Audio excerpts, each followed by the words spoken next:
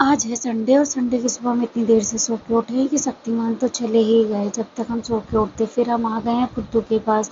आज फुद्दू से थोड़ी देर खेलना है क्योंकि पूरे हफ्ते फुद्दू से कोई भी कायदे से बात नहीं कर पाता है। फुद्दू इतने काहिल हैं कि ये उठने का नाम नहीं ले रहे हैं, फिर भी हम नहीं मानने वाले। इनको घसीट के लेके गए हैं बाहर। बाहर इनके हमने बाल झाड़ना कर दिए हैं शुरू। फुद्दू के बाल तो ऐसे गिर रहे हैं जैसे पतझड़ में पत्ते गिर रहे हो। फुद्दू को ऐसा लग रहा है कि जैसे राजगद्दी पे पड़े हों। इनको हम उठा उठा के बैठा रहे हैं पर ये तो भद्द भद्द लत्ते की तरह गिरे जा रहे हैं। पर कोई नहीं, चलता है क्योंकि बुद्धू हैं। फिर कुछ ही क्षणों के बाद इनकी भैया हो गई है सेवा। अब हम आ गए हैं तैयार होके अपने ऑफिस जाने के लिए। आज हम ऑफिस भी जाना है और हमारे घर पे पूजा भी है। ऊपर जाके देखते हैं तो पंडित जी भैया तैयारी कर चुके हैं और बहुत ही शिद्दत और प्यार के साथ लगे हुए हैं। मुक्कू को लेके हम आ गए हैं आज ऑफिस, क्योंकि मुक्कू ने घर में सबका जीना हराम कर दिया है और साथ में ऑफिस में आके मेरा जीना हराम कर दिया है। ना ही मेरी कोई बात मान रही है और ना ही कोई चीज़ सही तरीके से कर रही है। फिर हम पहुंच जाते हैं घर। पहुंच फिर आध्या को लेके हम पहुंच गए हैं घर। घर पे जाके देखे तो सब लोग अपनी अपनी तैयारी में लगे हुए थे और सारी चीज़ें हो चुकी थी। बाकी उधर देखते हैं तो दूसरे वाले पंडित जी अपनी ही तैयारी में लगे हुए थे। पता चलता है कि पंडित जी फिर शिवलिंग बना रहे हैं। फिर हमने उनको देखना स्टार्ट कर दिया। उन्होंने इतनी प्यारी शिवलिंग बनाई देखते ही देखते कि कुछ चीज़ों का पता ही नहीं चला। आज मैंने पहली बार देखा है लाइव शिवलिंग बनते हुए।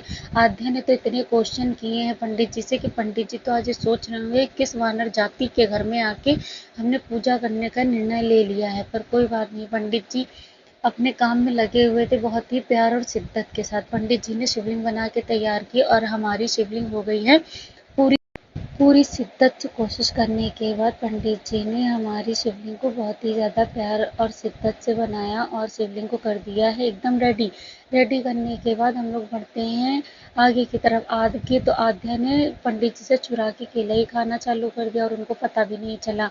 फिर हम लोग पहुंच जाते हैं समापन की तरफ। आरती हो गई है और पूजा की हो गई है समापन। उसके बाद आ जाते हैं बाहर। आज फुद्दू को हमने बहुत ही ज़्यादा खिलाया क्योंकि ये दिन भर बड़ा रहता है और दिन भर सिर्फ खाने और सोने के सिवा इसके पास कोई काम नहीं।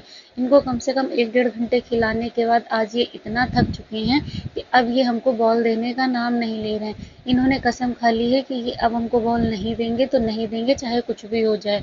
फिर क्या था, फिर हमने भी कह दिया जाओ भैया आज़ाद हो जाओ, जाके आराम करो और सो जाके। फिर कुछ ही क्षणों के बाद देखते हैं कि दूसरी तरफ कुछ बच्चे छुपन छुपाई खेल रहे थे। बताओ ऐसी छुपन छुपाई कौन खेलता है कि जाके सीधा पन्नी के अंदर ही बैठ जाओ। जब पता चला तब ये मेरे पास भागते हुए आया कि मम्मी से बता देंगी। फिर हम पड़ जाते हैं घर की दूसरी तरफ। आज शक्तिमान नहीं है तो आज सारे जानवरों को खाना खिलाने की जिम्मेदारी मेरी ही है। सबसे पहले खाना की शुरुआत होती है फुद्दू की।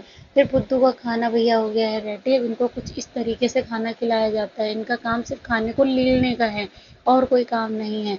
फिर आ जाते हैं अपने दूसरे जानवर की तरफ जो कि है बेदखल इंसान। इसको जायदाद में हिस्सा नहीं मिल रहा है जिसकी वजह से ये बहुत ही ज़्यादा दुखी रहता है और ये जिसको पाता है पिंजड़े में दौड़ दौड़ के काटना चालू कर देता है। ये हमको भी उसी तरीके से कर रहा था पर कभी भी आज तक इसने हमें काटा नहीं है। फिर क्या था, फिर हमने इनको ला के दिया खाना और इन्होंने अपना खाना कर दिया है खाना शुरू। अब ये इतना ज़्यादा खुश हैं कि कटोरी लेके नाच रहे हैं और खा रहे हैं और सबसे ज़्यादा हंस रहे हैं। अब हम फिर आ जा रहे जाते हैं हैं अपने तीसरे सोने। जानवर गुड की तरफ। ये नाइट। जानवर हमारे सबसे सीधे सबसे प्यारे जानवर हैं। इनको खाना दो, ये आपस में लड़ झगड़ के खाते हैं। और ये भैया अब हम मेरा जा रहे खाना हैं जो कि सोने। मेरे मोटापे का कारण है।